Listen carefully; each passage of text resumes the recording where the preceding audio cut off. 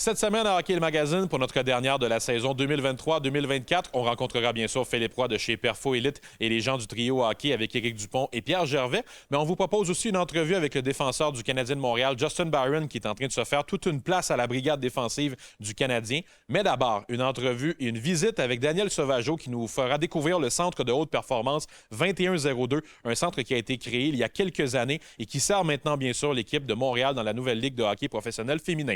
Pour une dernière fois cette année, mesdames et messieurs, bienvenue à Hockey le Magazine.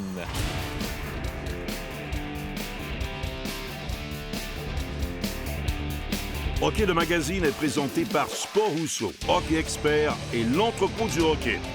En collaboration avec Accès Physio, ayez accès à la même qualité de soins que les athlètes de haut niveau. Et par Pierre Gervais en prolongation, en vente partout.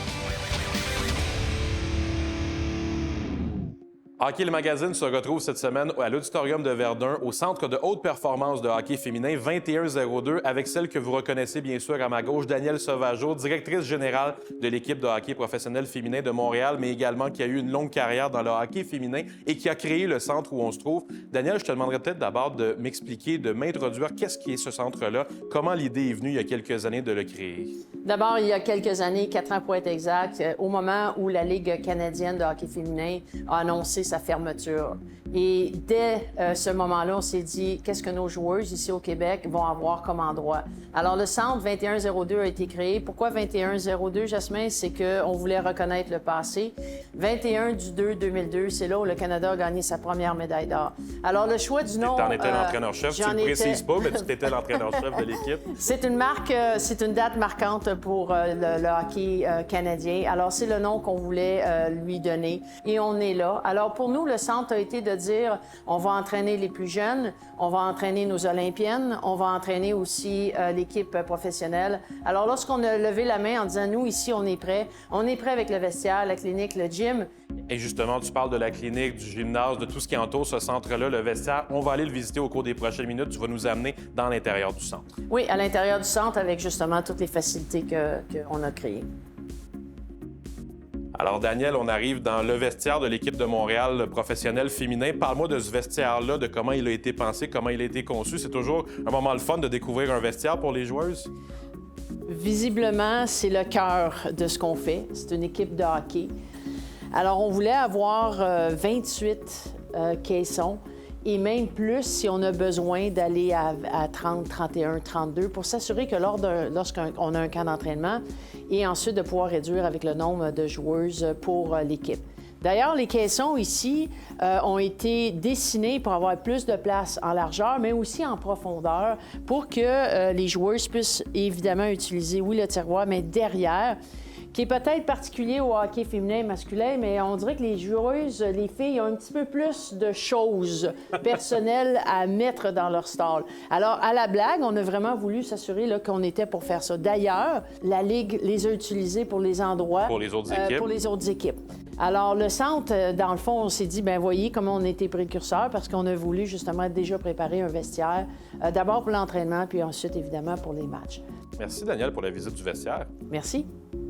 Daniel, on se retrouve dans la boutique du centre 2102. Ça aussi, ça a été un endroit où il y a eu beaucoup de conceptions qui a été faites à propos de cette boutique-là. Et ça a pris plusieurs mois. Pourquoi? Parce qu'on voulait avoir ce qui représente sur le marché, c'est-à-dire d'être capable de profiler un patin. C'est-à-dire, si tu veux avoir des choses bien particulières, tu peux évidemment programmer la machine. C'est vrai que l'humain, il y en a qui sont excellents, mais ça demeure que l'humain ne peut pas aller dans les petits Les micro-détails, oui. Alors, c'est vraiment un partenariat qu'on a fait avec Elite Blade, qui sont avec plusieurs équipes de la Ligue nationale. Mais aussi, en même temps, ça donne le service à l'ensemble des gens et du grand public. Oui, parce que c'est utilisé par le grand public, pas nécessairement seulement par l'équipe professionnelle. Et c'est exactement ce qu'on voulait faire, c'est-à-dire pourquoi ne pas rendre cette technologie, cette haute technologie qui est exceptionnelle au grand public. Daniel, on se retrouve dans le gymnase de l'équipe. Ça aussi, c'est un espace qui a été aménagé, qui a été conçu, mais tu es parti de rien, je pense, à la base sur ce centre-là. Il n'y avait absolument rien. J'ai fait affaire avec la firme Actiform. C'est eux qui travaillent d'ailleurs avec le Comité canadien olympique. Connaissaient nos besoins. Une équipe de hockey, on doit avoir en limitrophe, là, une trentaine de joueuses. Alors, les cages, le type d'entraînement. Alors, ça a pris justement quelques mois de vraiment réfléchir, regarder les besoins. Et tout d'un coup, par magie, tout est arrivé avec ce qu'on appelle là, l'équipement dans le monde du hockey, là, qui est vraiment le standard numéro 1. Daniel, tu nous as fait découvrir au cours des dernières minutes le centre 2102. Évidemment, l'équipe professionnelle de Montréal utilise ce centre-là. Mais ce qui est intéressant aussi de mentionner, c'est que les joueuses de la relève ont la chance de s'en servir également. Tu voulais que ce soit pas juste pour les professionnels, ce centre-là? C'est les professionnels et ce qu'on appelle le haut de la pyramide. Mais pour arriver à être professionnel comme du côté masculin, bien, il faut évidemment utiliser ces aménagements-là. Daniel, merci beaucoup. On est à la mi-février. On va continuer de suivre cette équipe montréalaise jusqu'au mois d'avril, jusqu'à la conclusion de la saison plus tard ce printemps. Félicitations pour ce centre-là. Merci beaucoup. Bonjour tout le monde, on se retrouve pour la dernière capsule de la saison. Ici Danick Martineau en compagnie de Pierre. Hello. On est au Collecte Édition encore une fois pour parler du produit le plus populaire de la collection de cartes d'hockey. On a gardé un peu le plus important pour la fin. Ouais, le classique, le Upper Deck qui regroupe les cartes recrues. Exactement. Les, les fameuses cartes Young Guns, depuis plus de 30 ans, c'est les cartes recrues les plus collectionnées dans le monde des cartes d'hockey. Un produit quand même accessible. Oui, absolument. C'est pas aussi haut de gamme que les autres produits qu'on peut retrouver. Et on a jusqu'à combien de Young Guns dans la boîte? Dans une boîte hobby, c'est encore 6 Young Guns, c'est de ça depuis presque 20 ans. Est-ce qu'on peut en avoir plus? Ça peut arriver parce qu'il y a des variantes. OK, intéressant. Moi, j'ai déjà pogné 2 Trevor Zegras dans la même boîte, donc tu peux avoir 2 Young Guns du même joueur aussi. Oui, c'est possible. J'ai été chanceux, on va Un peu, oui. Et ça m'amène à poser la question du jour. Combien y a-t-il de variétés de Young Guns dans la série 1 2023-2024 d'Upper Deck? Est-ce que c'est A, 3, B, 9 ou encore C, 10? La réponse après la pause. Alors, avant la pause, je vous demandais combien y a-t-il de variétés de Young Guns dans la série 1 2023-2024 d'Upper Deck? Et la réponse était B, avec 9. Effectivement, 9, ça fait pas mal. Ils en ont même racheté des nouvelles cette année pour l'avenue de Connor Bedard. On a plus de variantes que les autres saisons. Les nouvelles Outbursts sont super belles. Ouf, grosse saison pour les Young Guns. Connor Bedard, ça s'en vient. Merci beaucoup, Pierre. Un grand plaisir d'avoir fait ça avec toi cette année. On espère que vous en avez appris plus sur les cartes de hockey.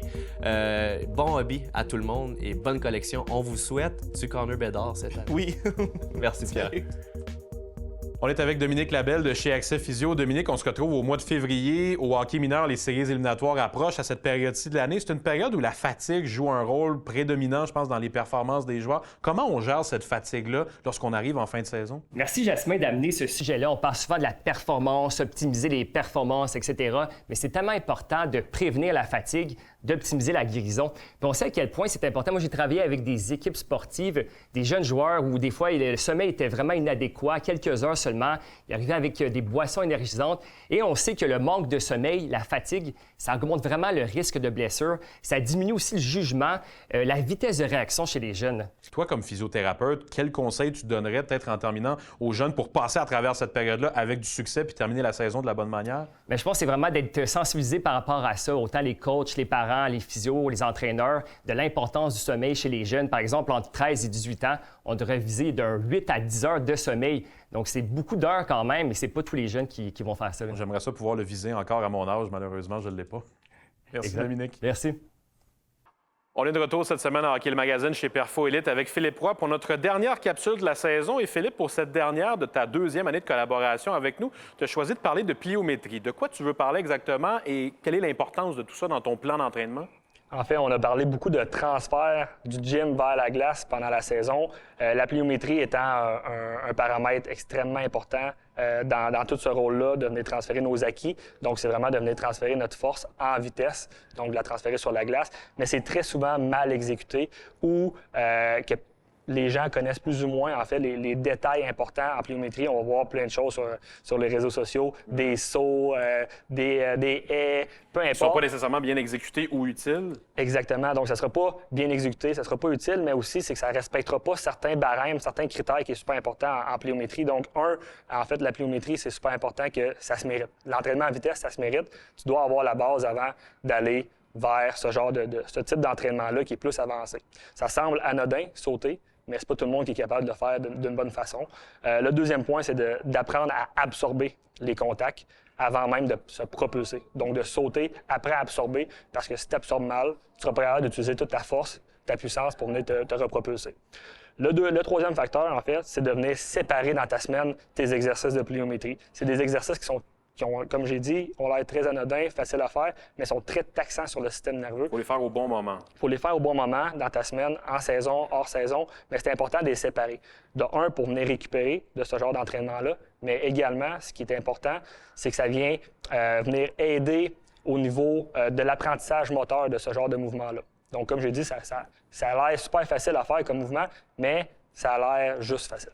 Donc, c'est très difficile. Par la suite, c'est super important également de venir faire, en fait, de suivre les recommandations autres qui sont un certain nombre de sauts selon les catégories, le niveau du joueur. Tu peux pas faire 300 sauts dans une séance. C'est important de venir suivre ce genre de barème-là parce que les risques de blessures peuvent être grandement augmentés. Mais on va conclure la saison avec ces exercices-là. Merci, Philippe. Merci à toi. Donc, le premier mouvement va être réellement pour venir travailler l'absorption. Donc, on va venir faire un drop squat. Super simple à réaliser, mais super important de le faire adéquatement. Donc, de venir absorber une descente rapide de notre squat. Les genoux doivent suivre les orteils. Pas rentrer vers l'intérieur, pas sortir trop vers l'extérieur.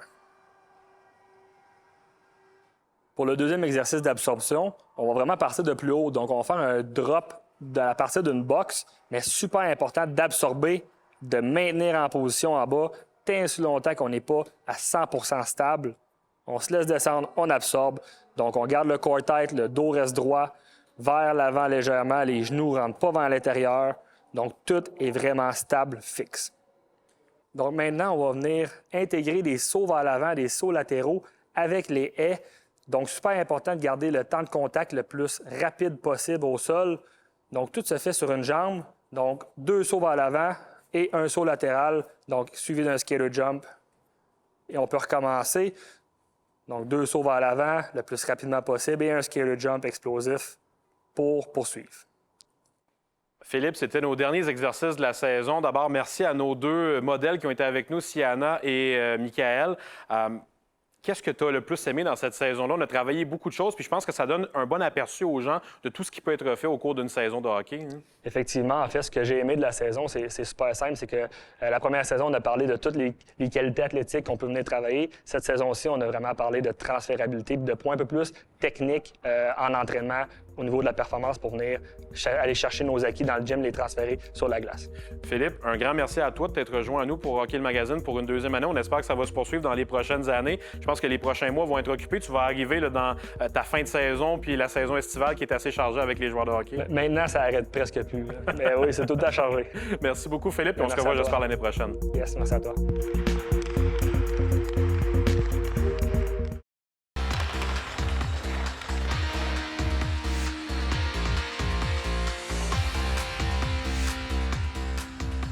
Cette chronique équipement est une présentation de Sport Rousseau, Hockey Expert et l'entrepôt du hockey. Bonjour à tous, très heureux d'être de retour pour une autre capsule équipement en compagnie d'Éric Dupont, le spécialiste en hockey. Éric, la saison achève, on est en février, les éliminatoires commencent, puis les jeunes après vont avoir l'été pour se préparer pour la saison suivante. As-tu des conseils à donner aux boys? Oui, tout à fait. Depuis quelques années, on voit de plus en plus un progrès une progression dans certaines nouvelles catégories, si on veut appeler des catégories qui, il y a 10 ans, existaient plus ou moins. L'entraînement hors glace, qui a des outils pour l'entraînement hors glace, spécialisés, maintenant disponibles. On va parler d'une couple de produits comme ça. Le hockey extérieur, le hockey, le deck hockey, le hockey-ball, c'est vraiment un sport qui est encore en forte croissance. Puis évidemment, les vêtements. Ça fait que maintenant, les jeunes, de plus en plus, les joueurs de hockey s'habillent, s'identifient beaucoup aux marques dans leur habillement à l'extérieur de la glace. Donc, on va avoir quelques produits super intéressants à discuter cette année. Mais la première catégorie, ça va être l'entraînement. Mais avant de parler de produits spécifiques, de choses qu'on peut offrir aux joueurs de hockey, tu as sûrement une histoire avec les joueurs de hockey que tu as fréquenté dans ta carrière. Vraiment des bêtes d'entraînement l'été, ils devaient sûrement en avoir. Oui, écoute, il y en a eu plusieurs. Après ma barre, tous les joueurs de hockey sont en excellente forme. Ça, c'est sûr que maintenant, les joueurs, comparativement, quand j'ai commencé dans les fins des années 70, début 80, les joueurs se rapportent au camp d'entraînement pour se mettre en forme. Maintenant, les joueurs s'entraînent presque à l'année. Piquet Souban, je dois dire, il était pas mal. Il y a tellement d'énergie, ce gars-là. même ses entraînements avant les matchs, ses étirements qu'on appelle, bien lui, c'était pas des étirements, c'était un workout. Là. Moi, je serais tombé mort. Là. C'est vraiment, là, c'est des bêtes Ils sont faits forts, les gars, puis ils sont rapides, puis c'est vraiment incroyable. Ah ben, c'est des bonnes histoires, Pierre, merci. Comme premier produit, l'entraînement, c'est un nouveau produit qu'on a en magasin depuis quelques mois déjà. Ça s'appelle Snipes 2.0. Donc, on ne sortira pas de la boîte, c'est quand même gros, là, mais c'est des cibles électroniques. Donc, on connaît tous les cibles qu'on utilise depuis des années. Dans la rue, sur la passe-noire, lors des entraînements. Mais ceux-là sont électroniques, donc il y a des lumières qui allument, qu'il faut que tu vises la lumière à un temps précis. Puis c'est contrôlé avec ton téléphone aussi. Donc, il y a une application qui vient avec. C'est vraiment quelque chose à regarder en magasin puis à conseiller aux jeunes qui veulent avoir du plaisir l'été, mais tout en s'entraînant. Ça fait que c'est vraiment une belle outil. Parlant d'entraînement, puis même les jeunes à la maison, avec notre centre d'entraînement à Brossard, de plus en plus, les joueurs restent en ville l'été, à Montréal, pour pouvoir profiter du centre d'entraînement qui est très, très beau. Ouais. C'est bien, je me souviens l'année passée, je pense que c'est Suzuki et Cofield. Ils ont passé l'été à Montréal, on les voyait sur les réseaux sociaux, ils jouaient au golf, Formule 1. C'est vraiment cool de voir les gars passer l'été ici. Oui, c'est sûr, c'est tellement une belle ville, Montréal. Oui, tout à fait. Comme prochain sujet, c'est le deck hockey. Comme je disais, c'est un sport qui est encore en progression chez les adultes, féminins, hommes ou femmes, mais aussi chez les jeunes. Donc, évidemment, on a des fournisseurs comme Napper puis LDK qui ont une gamme de produits super intéressante pour tout ce qui a trait au deck hockey puis au hockey-ball. Soit les bâtons, les jambières, les gants que tu tiens, les casques, les chaussures, évidemment, qui sont super importantes. L'important, c'est de s'amuser. Hein? Tout le temps, s'amuser, ça, c'est le principal. Puis comme je disais plus tôt, la façon que les gens s'habillent maintenant, les joueurs de hockey, il y a vraiment une offre de produits super intéressante. Soit chez Bauer, ici j'ai un exemple, c'est des pantalons. Moi, je porte un polo Bauer ici. Ou Under Armour, évidemment, qui est une marque reconnue mondialement. Pour les vêtements d'entraînement ou les vêtements plus lifestyle aussi avec Bauer, CCM, True, toutes les marques de hockey. Il y a vraiment de très, très beaux produits qui sont maintenant disponibles en magasin. Fantastique. Donc, merci beaucoup à tous. Merci, Éric, pour cette belle saison. C'était très instructif. Merci à toi, Pierre, ta collaboration, tes histoires. Tu sais, vraiment, pour nous, c'est vraiment du bonbon. Je suis sûr que l'auditoire a autant apprécié que moi de t'entendre. Bienvenue, merci. Merci beaucoup. Merci beaucoup et bonjour à tous. À l'an prochain.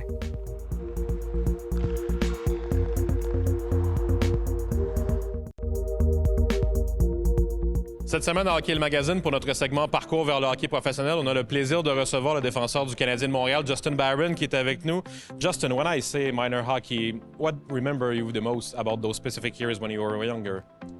Yeah, I think for me, it's just, starting to love the game. It's where I really, fell in love with it. And, I grew up playing minor hockey in Halifax for the Halifax Hawks. And,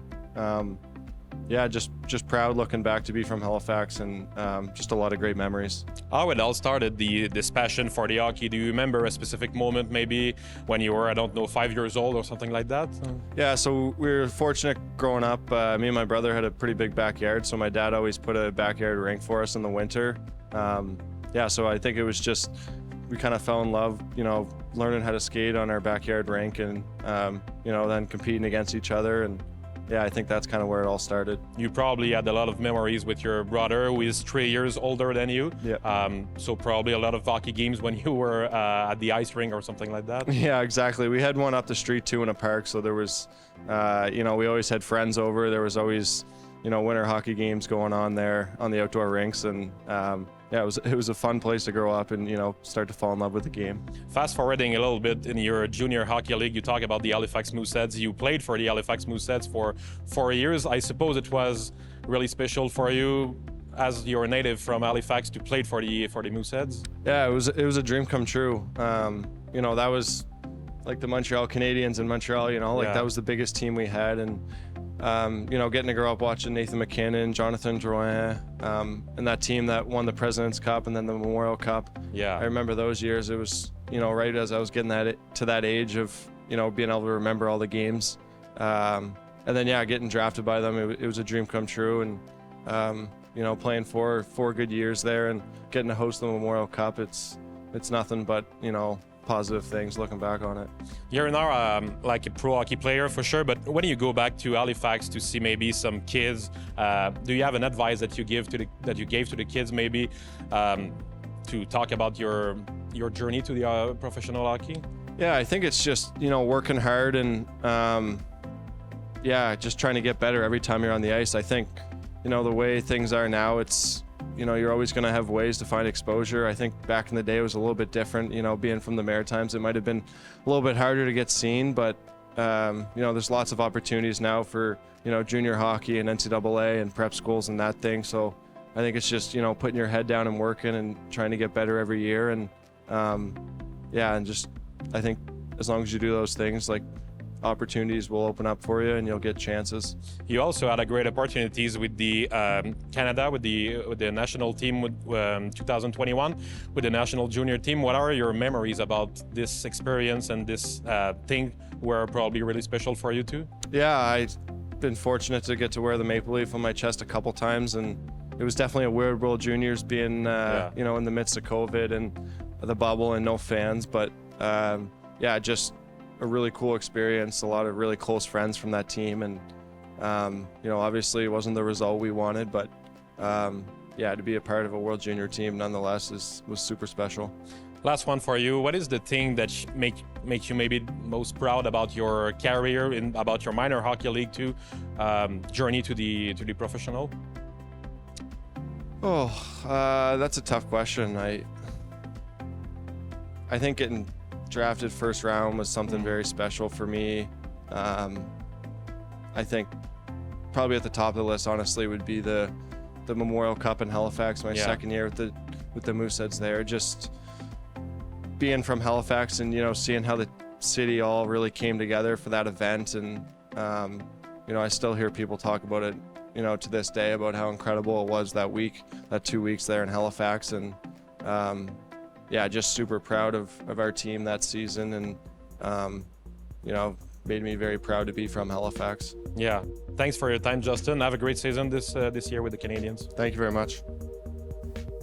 C'est déjà tout pour nous cette année à Hockey le Magazine. Ça a été un plaisir au cours des dernières semaines de vous faire découvrir un paquet d'histoires dans le monde du hockey, autant professionnel qu'amateur. J'aimerais prendre le temps, en terminant, de remercier tous nos collaborateurs qui ont été là tout au long de la saison, nos partenaires également, toute l'équipe technique qui travaille derrière nous avec Hockey le Magazine. C'était notre 9e saison et on espère bien sûr vous revenir l'an prochain pour une 10e saison déjà de Hockey le Magazine. En mon nom personnel, Jasmin Leroux, je vous souhaite une excellente fin de saison dans vos saisons de hockey mineur, un excellent été 2024 et on vous retrouve au mois d'octobre l'année prochaine. Merci d'avoir été avec nous encore cette année. Hockey le Magazine vous a été présenté par Sport Rousseau, Hockey Expert et l'entrepôt du hockey, en collaboration avec Accès Physio. Ayez accès à la même qualité de soins que les athlètes de haut niveau. Et par Pierre Gervais en prolongation. Copie autographiée disponible au pierregervais.ca.